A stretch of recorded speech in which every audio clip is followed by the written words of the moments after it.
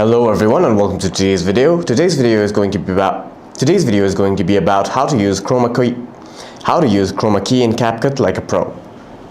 For that, first off, we're going to be opening CapCut. Hit on Edit, tap on New Video, and add the first clip that you want to add the overlay to. Select the clip, hit Add. After adding the clip, you can find Overlay. Tap on Add Overlay. Now you can select the green screen video that you want to overlay the video with. Tap on it, hit Add. After you've got this video, you can scroll to the left to find Remove BG and tap on it. Here you can find Auto